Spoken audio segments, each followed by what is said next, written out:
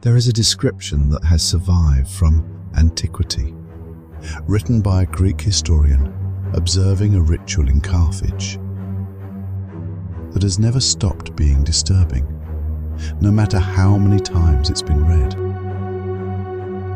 He describes a bronze statue, enormous, arms stretched outward, palms facing upward, heated from below until it glows red. And then a child placed into those outstretched hands. The historian records what happened to the child's body. He also records something else, something that makes the whole thing worse. The priests beat drums, loudly, deliberately, so the parents in the crowd could not hear the sound their child made. This is not mythology. This is an eyewitness account. The site where these rituals took place has been excavated. The urns are real.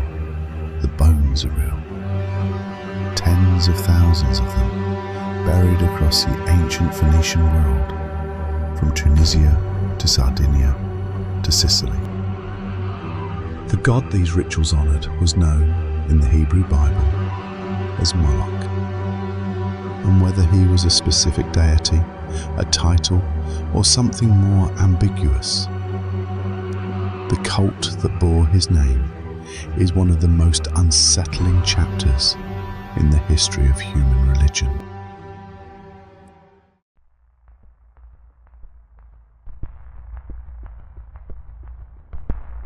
Before we go anywhere near the archaeology or the rituals, we need to deal with the name. Because Moloch is more complicated than it looks. And that complexity is part of what makes this story so interesting. The word Moloch, also written as Molech, most likely comes from the Hebrew word Melech, meaning king. This wasn't a personal name in the way that Osiris or Zeus were personal names. It was almost certainly a title, an epithet, the king, the lord, the one to whom ultimate things are owed.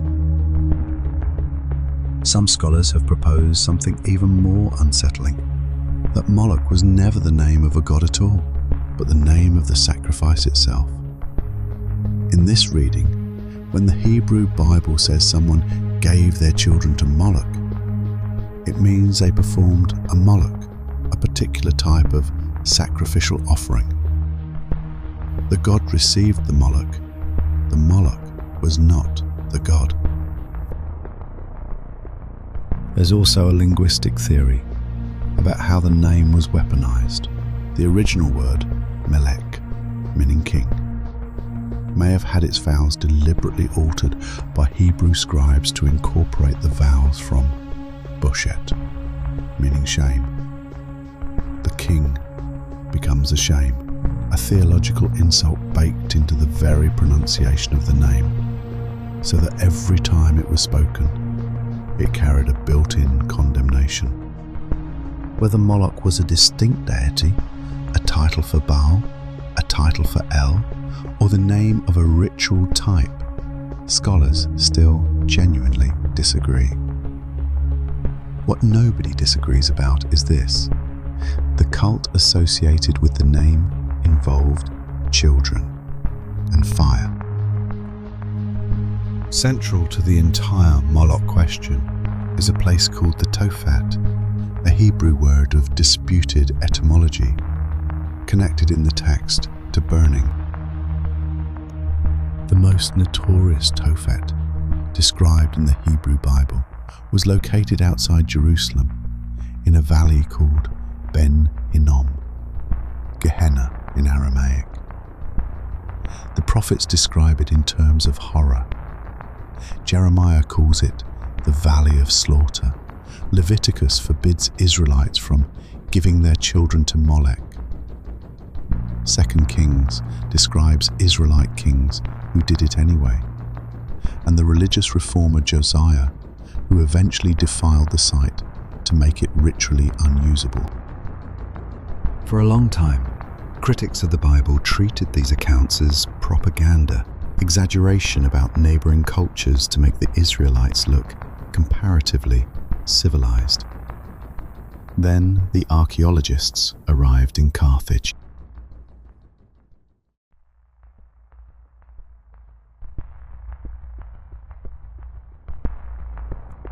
In 1921, excavations at a site called the Tophet of Salambo in ancient Carthage, modern-day Tunisia, uncovered something that changed this debate permanently. Urns, thousands of them, buried in organized rows beneath carved stone stelae. And inside those urns, the cremated remains of children, infants, in many cases newborns. Alongside animal bones, the remains of what appear to be substitute offerings when animals were used instead of children. Teeth and skeletal analysis of the remains at the Carthage Tophet demonstrates that infants of a specific age range under 3 months old were most commonly cremated. By the time the full excavation was complete, the numbers were staggering. Archaeological discoveries at Carthage attest to some 20,000 burials of infant bones, along with animal bones in what were clearly votive deposits, offerings made to the gods in exchange for divine favor. The stelae above the urns bore inscriptions, vows made, favors requested, sacrifices given. This was not a cemetery for children who died of illness. The organization, the inscriptions, the votive context all pointed in one direction. Tophets with similar characteristics were subsequently found at other Phoenician sites: Sardinia, Malta, Sicily. The practice was not isolated to one city. It was spread across the entire Phoenician Punic world. This is genuinely contested. Some scholars push back on the sacrifice interpretation, arguing the Tophet was simply a cemetery for children who died young from natural causes. In ancient societies with high infant mortality, a dedicated burial site for infants wasn't inherently sinister. But the counter-evidence is substantial. The presence of animal remains alongside infant remains, sometimes in the same urn, suggests deliberate substitution, not ordinary burial. You don't accidentally bury your child and an animal together in a sealed, votive urn with an inscribed stone requesting divine favor. Excavations at Carthage, Tyre, and Sardinia uncovered numerous tophets containing thousands of urns filled with cremated remains of infants and young children, often alongside animal sacrifices. The classical sources confirm it. Multiple Greek and Roman writers describe the practice firsthand. Cleitarchos records, "The Phoenicians, and above all the Carthaginians, venerating Kronos, whenever they were eager for a great thing to succeed, made a vow by one of their children. If they would receive the desired things, they would sacrifice it to the god. A bronze Kronos, having been erected by them, stretched out upturned hands over a bronze oven to burn the child." The core description matches across classical sources, biblical prohibitions, and archaeological evidence. The detail about the drums is real, and it comes from the medieval rabbi Rashi, commenting on the biblical passages. As Rashi wrote, "Topheth is Moloch, which was made of brass, and they heated him from his lower parts. and his hands being stretched out and made hot. They put the child between his hands, and it was burnt. When it vehemently cried out, but the priests beat a drum, that the father might not hear the voice of his son.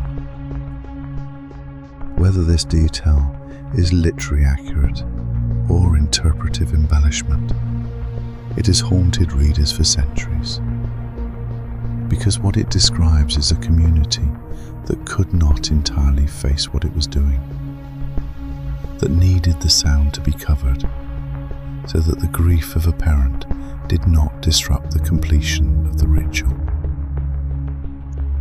That detail, more than any other, suggests that the people who performed these rituals understood on some level that they were doing something that required a psychological mechanism to sustain.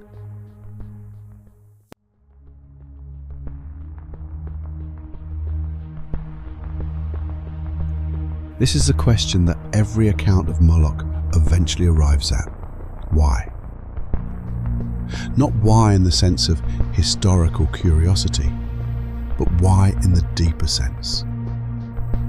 What theology produces this? What worldview makes this not just possible, but obligatory? Ancient sacrificial theology, in virtually every culture, operated on a transactional principle. The gods give us life, abundance, rain, victory. In exchange, we give them something of value. The greater the favor requested, the greater the offering required. The logic escalates naturally. Grain is less valuable than an animal. An animal is less valuable than a human. A slave is less valuable than a free person. A stranger is less valuable than a member of the community. And no offering within this framework is more costly, more genuinely painful than a parent's own child. The sacrifices at Carthage usually came after a defeat and a great disaster. A religious practice based on an ancient mythological tradition ascribed to the god El, who sacrificed his own son following the war that brought disaster upon the state. The ritual mirrored the divine precedent. The god himself had paid the ultimate price in a crisis.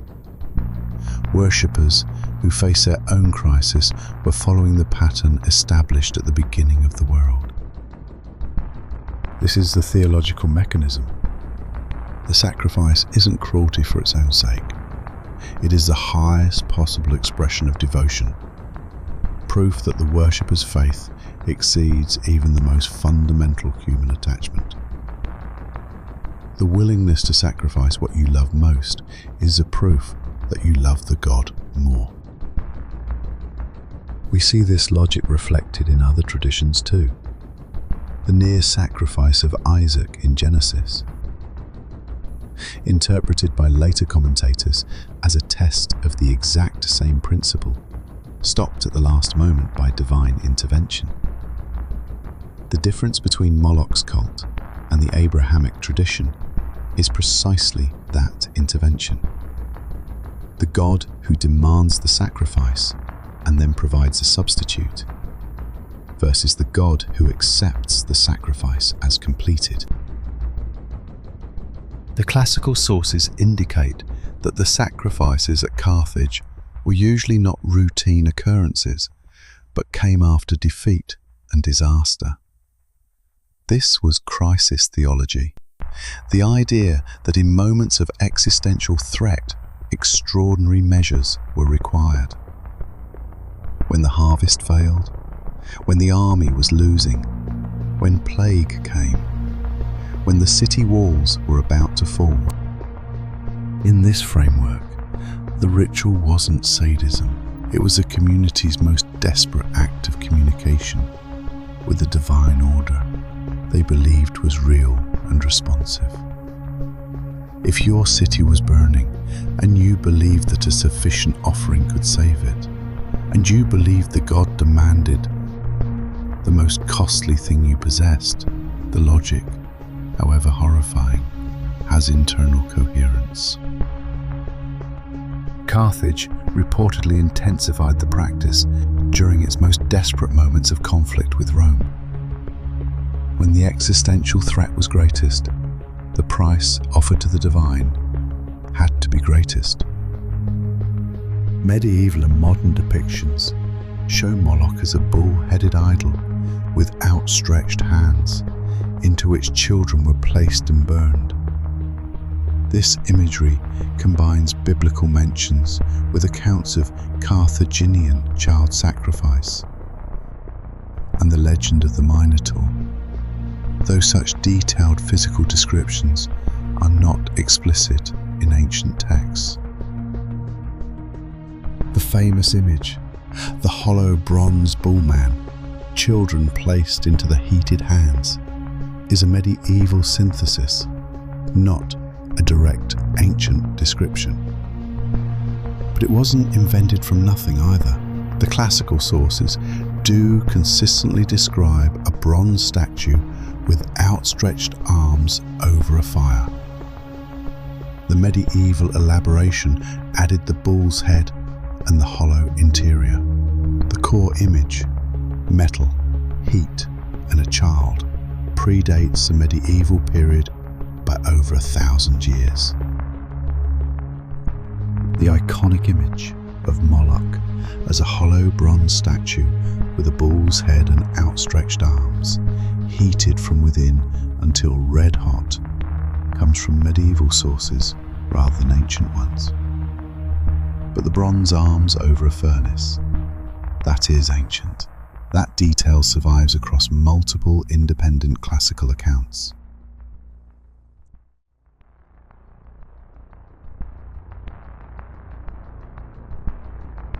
It would be convenient if the Moloch cult were unique, a single isolated aberration in human religious history. It wasn't. The practice of child sacrifice, or sacrifice of human beings as the highest possible offering, appears in cultures across the ancient world with disturbing regularity. The Aztec rain god Tlaloc received child sacrifices in a particularly deliberate form. It was believed that Tlaloc required the tears of children in order to bring rain to the crops, so the victims were made to suffer the most excruciating torture before having their hearts removed. The suffering was the point. The more painful the offering, the more potent the rain. The Inca practiced capacocha, the sacrifice of children, often the most physically perfect children available, given wine to make them insensible and then left to die at high altitude. The Inca version was gentler than some, but the logic was identical. The most valuable thing given to secure cosmic favor. The Moabites worshipped Chemosh, a god mentioned in the same biblical breath as Moloch, with similar intensity. The Hebrew Bible records the Moabite king Mesha facing military defeat, sacrificing his own firstborn son on the city wall in view of the opposing army. The sacrifice worked, in the sense that the besieging army withdrew, whether from genuine fear of divine retribution or from the psychological shock of witnessing a king kill his own heir, is left unresolved by the text. The Greeks identified many of these foreign deities with their own Kronos, the primordial titan who swallowed his children to prevent the prophecy of his own overthrow.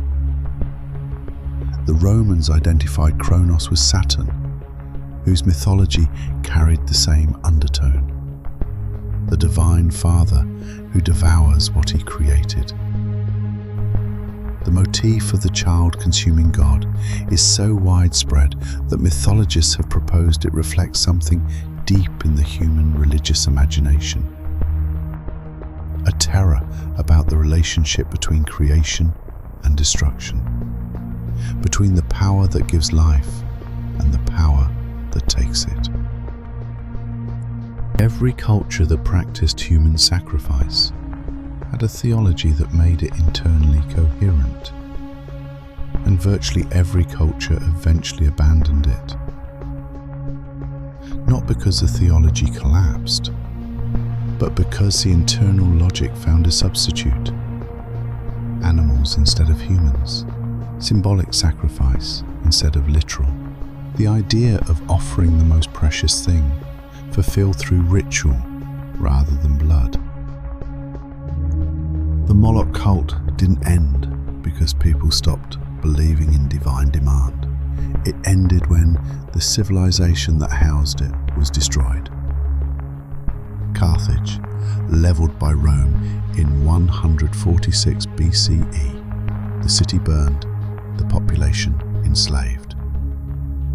The Tophet at Salambo was buried under Roman construction, and the practice faded as the Phoenician Punic world was absorbed into Rome.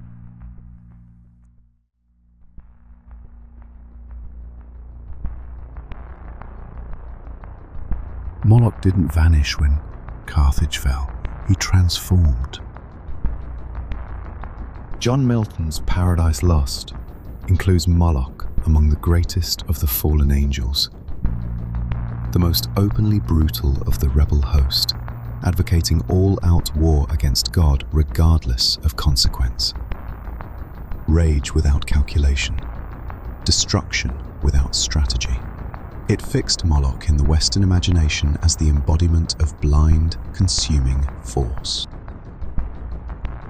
Allen Ginsberg's 1956 poem, Howl, uses Moloch as a symbol of industrial modernity, the machine civilization demanding human sacrifice in the form of labor, conformity, and spiritual death.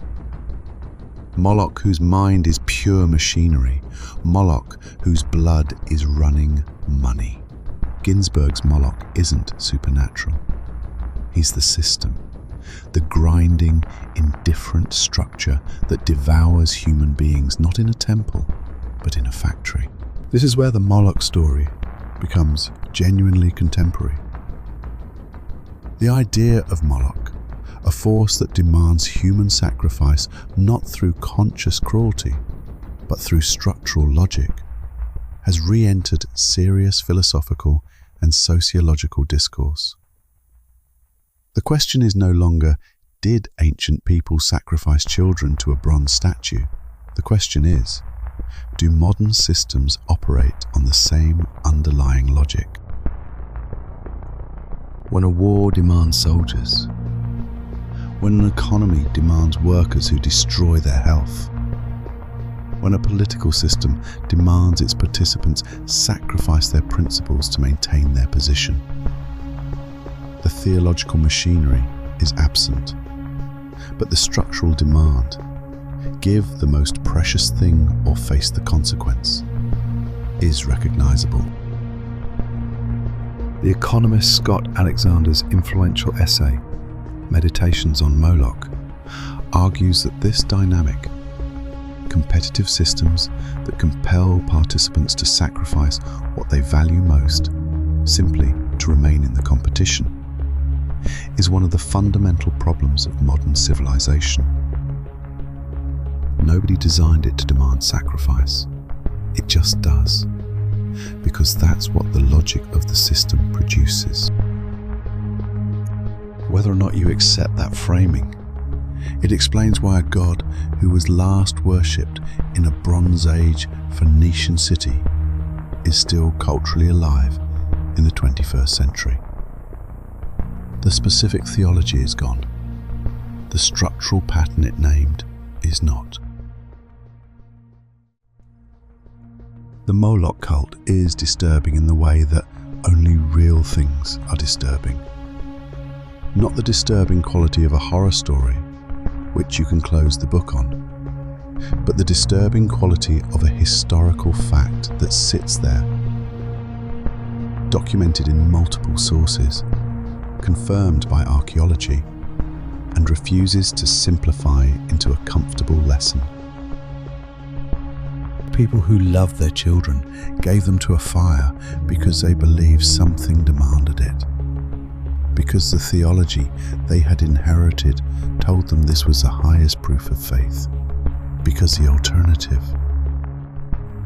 facing disaster without having offered everything, felt more unbearable than the act itself.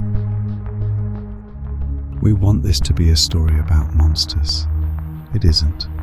It's a story about human beings with a theology that took the universal impulse to give the most precious thing in exchange for divine protection, and followed it to its most extreme conclusion.